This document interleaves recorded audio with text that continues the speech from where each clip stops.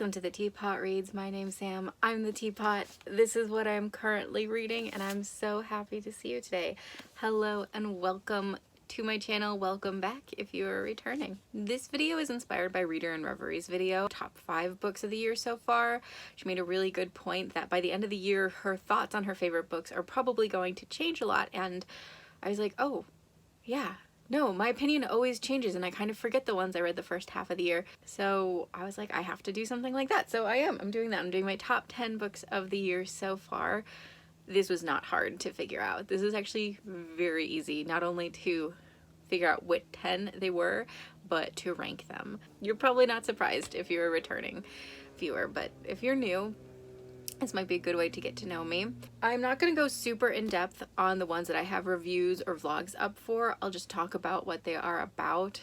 And I mean, obviously I loved all of these, so I'm going to try not to be like, it was so good, I loved it. You don't need to hear that a million times. Just know it was so good.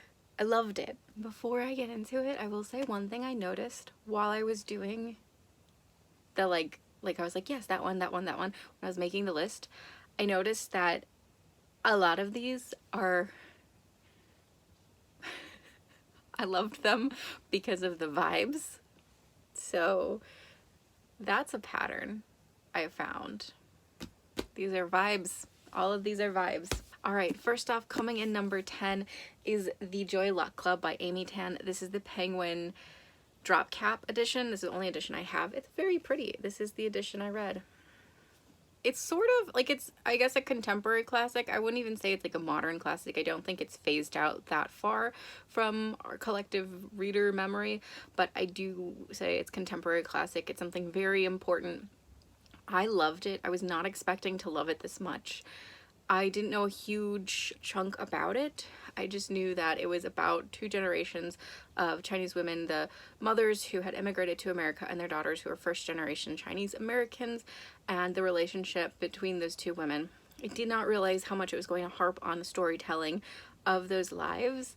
We get a lot from the mothers and a lot from the daughters, but I think we get a lot more from the mothers who are recounting their lives in China and why they left and why they came to America, or even if it wasn't why they left, important events in their childhood and life in China that shaped them and shaped how they view American society today. Not directly, but has affected them so deeply that it can't help but affect their view of American society and just life in general and family in general. All because I guess it's technically only 7 women, because we start the book off with one of the mothers having died, and that's kind of what launches this narrative. But the 7 women, I think the downfall for me was, I don't think several months after reading this book I can step back and say, oh, so-and-so was my favorite. I had a really hard time connecting who was who. I'm really glad at the beginning there's a little list of who's whose daughter, because that was so helpful. I think because all the voices sounded similar, especially for the daughters set in America, I just had a hard time following the direct connection sometimes. It didn't actually take away from my enjoyment of the book while I was reading, but if I were to try to describe to someone any detail of the book, I wouldn't be able to pinpoint who each was happening to, but it was delightful. It was beautifully read, and it has made me just decide that I love Amy Tan. I haven't read anything else by her, but I did pick up The Kitchen God's Wife, so hopefully I'll read that this year or next year, and I just have a feeling if this was her debut book and this was how she was writing, she must be like a level above everyone else right now. This was beautiful. If you haven't read The Joy Luck Club, I strongly recommend it, even if you don't think it's for you. It's not heavy literature, but it's not like light beach ready material either. It's this really nice middle ground, and it's super accessible to, I think, every reader. Then I read Maurice by E.M. Forster. I tabbed this up and I annotated it. This was such a good one to annotate. I do believe it's part of a vlog, but I don't think I dedicated a vlog to it. This book was published posthumously because E.M. Forster, if you do not know, was a gay man who lived very much in the closet. That new Harry Styles movie, My Policeman, that's coming out soon, is actually based partly on E.M. Forster's life. So if you like that book and that movie, you might want to check out Maurice, which is about basically a gay man coming to terms with it. This book, it was written in 1914, but when I tell you it read like a much more modern novel, I had to keep double checking that. Like it published in the 70s after Forrester had died, but it sounded like it had been written in like the 60s or 70s. It was just so incredibly easy to access. And the ideas, obviously, he wrote it knowing he couldn't publish it in his lifetime because it's about a gay man, not only like coming to terms with that, but accepting that and having relationships, and I don't want to say fulfilling relationship necessarily, but like an important relationship. And it was so ahead of its time. It was so very good. It gives a little bit like dark academia vibes, but I would say it's not a dark academia book. If I've seen it on some like dark academia reading lists, it's not directly, it's like adjacent to that though. So if you like that aesthetic, you'll still probably like this. My biggest complaint with this one was the ending, which it wasn't like rushed for the most part, except there's this character who's introduced very late in the text who gets a lot of billing on the back of the book, which I think is like, why did you do that? You set up expectations that weren't really there. But he's introduced very late in the text, and I don't understand why he couldn't have more development on the page, basically. I don't want to spoil anything, but he just spends so little time in the book, but is like treated as very important. And I'm just like, I don't even know this character. He's so new. I don't know him. I cannot grasp the enormity of him and his relationships on the page. So that was just kind of frustrating, but otherwise I really liked it. I loved the parts, especially when Maurice, I don't know, I had to double check his name. Maurice is in university. There are some moments that are just so cute. Like he's got a crush on this guy, and he like is trying to like act all cool, so he like perches kind of like coolly on a bridge and is like leaning over the railing and is just waiting for Clive is waiting for Clive to come by, and then like ends up waiting I think like 2 hours, and it's like freezing and really late, and he's like, ah shit, maybe I should go home. And then he sees like Clive and he's like, hey, and just like makes a fool of himself. It's really cute. It's so relatable. I liked it a lot. And I definitely think you should read this. This was my first Forrester. I do want to read more. I don't feel like super like I have to get to it right away to read more of his books. I still haven't bought anything else he's written, but I do think I will pick up his other stuff. I think I will probably, because Passage to India I'm not super interested in, so that definitely won't be the next one. Probably A Room with a View or Howard's End. I'm guessing it'll be one of those that I pick up next from him. Here's the first like truly vibes book. That is a Farwilder Magic by Allison Saft. I actually recently posted my 5-star predictions part 2 video where I talk about how this had been predicted to be a 5-star book in my part 1 video, and it came in close at 4.5.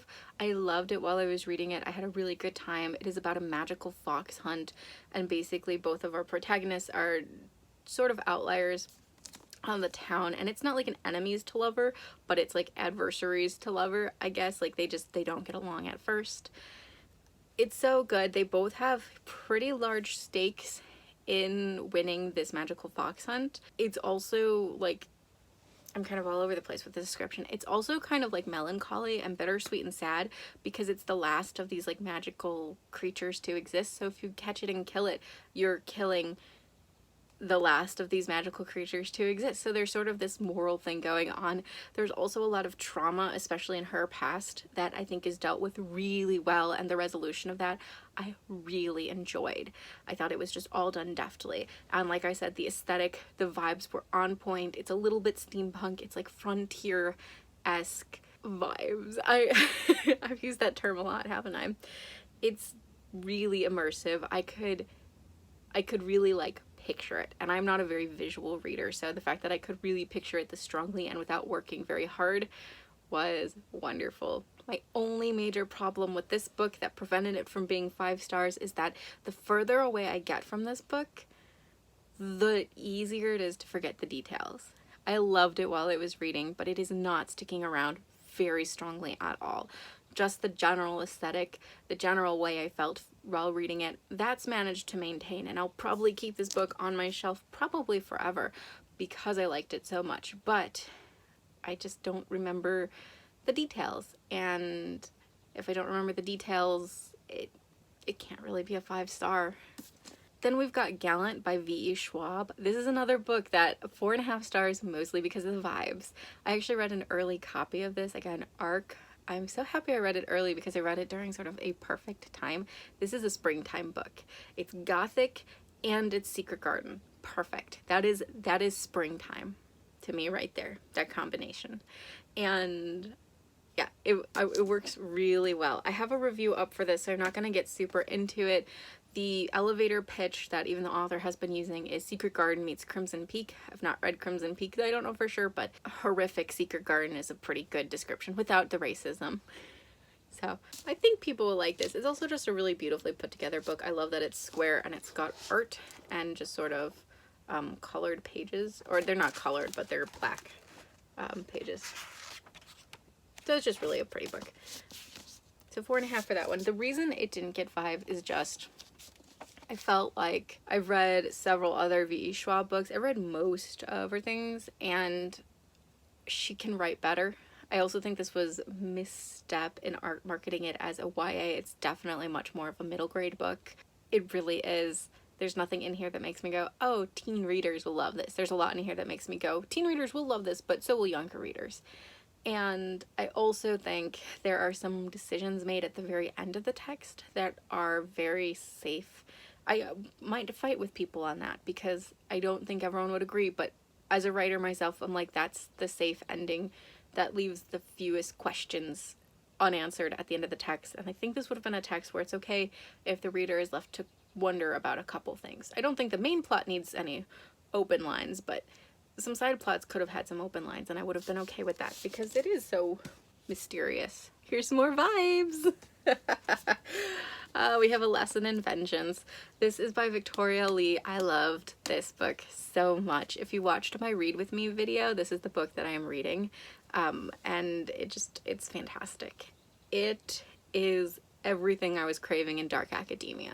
So if you're looking for dark academia, look no further. It's perfect. It's got witches, it's got ghosts, it's got murders, it's got aesthetic. The aesthetic is so on point. I want to crawl into the pages of this book. Oh, it's got lesbians. There is not a single man mentioned in this book. Not in the book, like as a character, not mentioned as like an author of a book, not in conversation. There's no he, him pronouns. It's really interesting, and I actually really vibed with that. But it is about two girls. One of them, they're both attending the school. Let me get their names. Hold on. Felicity, that's right, and Ellis. I love the names in this book as well. I didn't remember them because I'm not good with names, but I loved the names in this book. So Felicity is supposed to be have graduated from the boarding school where she attends. However, in the middle of her final year, her roommate was killed, died. It was tragic. It was horrible. She is suffering. She is traumatized. So she attends. This is basically her 5th year there, finishing up her 4th year. And this year there's another new student named Ellis who is a sort of prodigy author, and she is there to write her next novel. And Ellis is interested in the witchcraft history of the school. And the house in particular is called Dalloway House. It's Dalloway School and it's Godwin House. That's what it is. So Dalloway School, and Ellis is really interested in that witchy past and wants to write a novel based on those witches. And Felicity is like, don't mess with the witches. Like, you can't, because there's still a really huge sort of following in the modern day at their school for these witches. There are secret societies. Felicity was a part of one. She believes in magic. However, she's roped into Ellis's kind of desires, and she at the same time feels like she is going crazy. She thinks she's being haunted. Things are happening. She thinks it's her dead roommate who is haunting her. Or I guess it wasn't her roommate. It was just like her best friend. They were housemates. You as the reader are not really sure who to believe, what to trust, what is real. You are kind of unraveling mysteries that are happening on the page as well as what actually happened to the best friend, and it is just so good. I could not look away from this book. Again, the only reason this wasn't a 5 stars, I thought there were some missteps and some moments that, had it been a book probably written for adults, because it is a teen book, I don't think those would have been really missteps, because then it would have been able to go a little further. I don't mean this as a bash on teen books, but there are different expectations for a teen book than there is for an adult book. But I also don't think that the aesthetic and a lot of the charm that I loved about it would be there if it were an adult book, because I'm not saying I want grittier, I'm just saying I wanted it to go a little further with some of the things it did, and the fact that it didn't would sometimes pull me up short and I'd be like, oh, okay, that's over, that was easy. But yeah, love this one. 4.5, perfect for the spooky season and for the summer. It's just a perfect book. And now we're getting into the 5 stars. I didn't include any graphic novels or manga. These are the 5 stars. And first off, again, vibes. I think this is the last vibes book. This is the last one. This is Brambly Hedge. This is by Jill Barklam, and this is a children's picture book series, which maybe you're super surprised. It's okay. We can be surprised together. Here is the cover. This is the beautiful collector's anniversary edition, and it is just so charming. There's 8 books in here, and you're following this community of mice at Brambly Hedge, and the art, it's just so pretty, okay?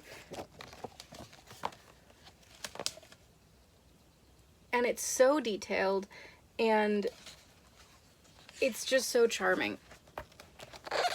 I want to live like the mice of Brambly Hedge. And I'm so sad that there are only 8 stories. Look at this. Look at that.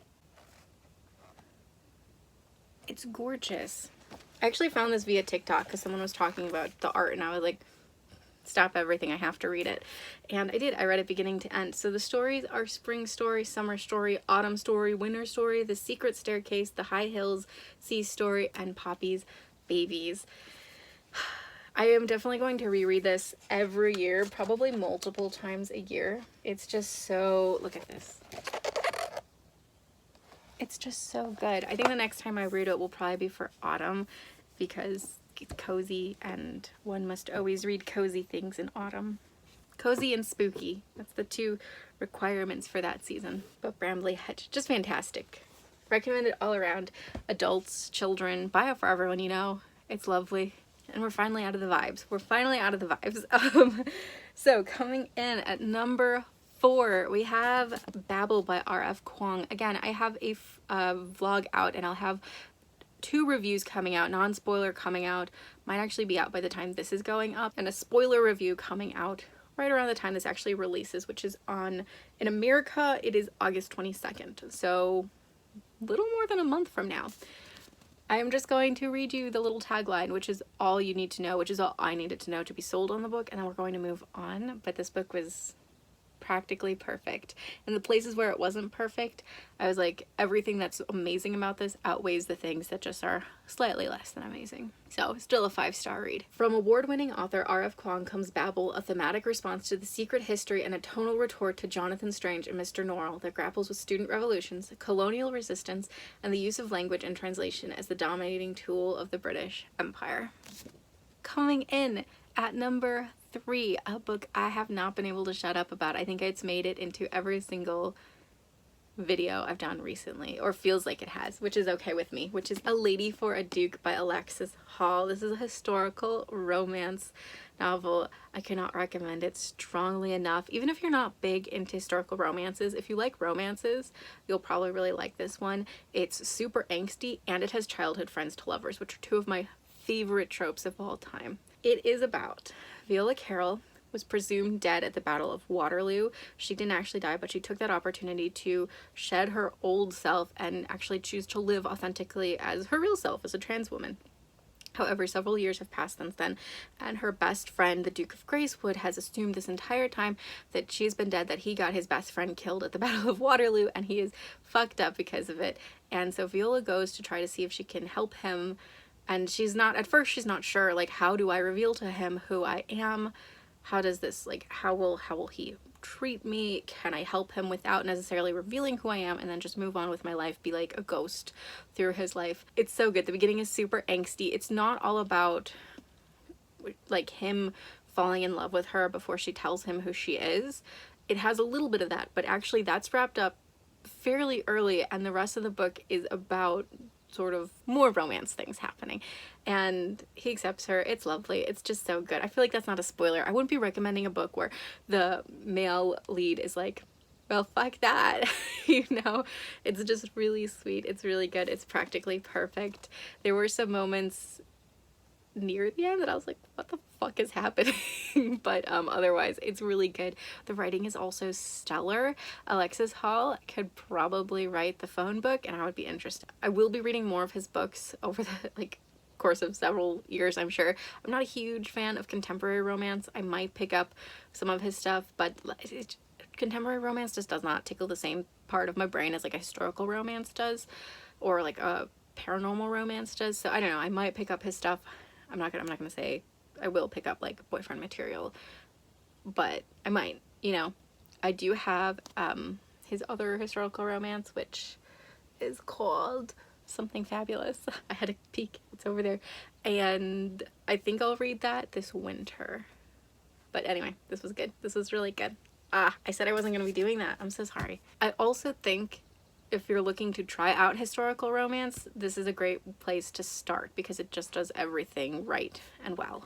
We're in our top 2. Oh, I've talked a lot about these, I feel like, recently, but you cannot talk about them enough. Coming in second place, we have In Other Lands by Sarah Rees Brennan. This book is an absolute treasure. I find it really hard to sum up because the experience of reading it is a large part of why I enjoyed reading it. You follow Elliot Schaefer from the ages of 13 to 17. He finds out he can see this magical other world and is invited to go to a school there, and the school is a lot more like a camp. It's very like Camp Half-Blood vibes. He chooses to take the non-fighting route and basically become a diplomat, which I love. I love that he's very much fighting for peace without actually fighting.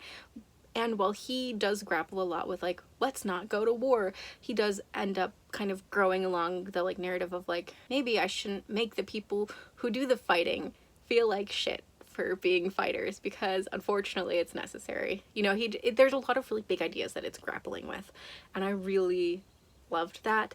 But the heart and the core of it is dealing with Elliot, and he is kind of growing up, and he is coming to terms with the fact not only that he deserves to be loved the way he wants, but he is capable of giving love the way other people want. And it is just beautiful. Like I said, it's a treasure. It will always be on my bookcase. If I were to get you to read one book from this video, I actually wish it was this one and not my number 1, because my number 1 we'll talk about, but I know it's not for everyone.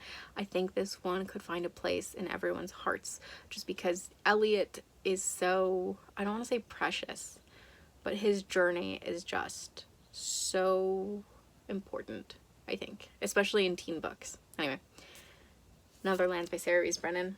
And my number one, I am obsessed with this book. I have only ever been able to think about this book since finishing.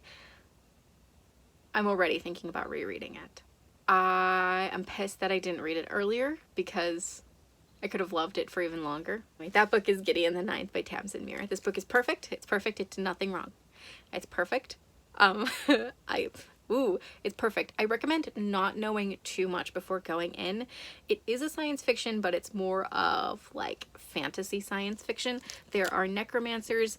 Gideon is the cavalier of the 9th house, and she ends up going with Harold Hark, who is the heir to the 9th house, basically.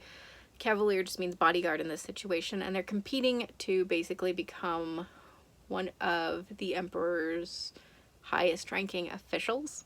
I really don't want to give anything away. Lesbians, necromancy, space, murder mystery whodunit. No one talks about that part. Reads a little bit like a video game might, but in all the right ways. This is fantastic. I love it. I am obsessed with it. I recommend it a lot, but I will say that if you're not taken with it in the first couple chapters, you're probably not going to love it. I know that this writing style is not for everyone. I think it is fantastic. It's super funky. I'm reading Harrow right now, which you probably saw. I just... obsessed. I'm considering a cosplay. That's how obsessed I am. That's it. That is my top 10 books of the year so far. I don't think some of these will... I feel like the top 4 at least will probably stay in my top 10 for the end of the year. When I do like my top 10 of the year, I honestly can't imagine Gideon sliding past first place. It's just fantastic. The only thing that could probably unseat it are Harrow or Nona, but if that's the case, I'll probably just bundle them all in and be like the Locked Tomb. But I'm happy I did this. I'm happy to like check in with you guys. What are some of your favorite books you've read this year? And are there any books on this list that you want to read and this maybe helped convince you to pick it up sooner than later? Because I strongly recommend all of these. Anyways, if you liked this content and you want to see more, definitely consider subscribing. I would 100% appreciate it. And if you're already a subscriber and you are still watching, thank you so much. Thank you. It means the world to me that you are here, that you are listening to me, and that you think I have something important to say. Thank you. If you're somewhere cold, I hope you're staying warm. If you're somewhere warm, I hope you're staying comfortable. And most of all, I hope you're reading a great book. I'll see you guys next time. Bye!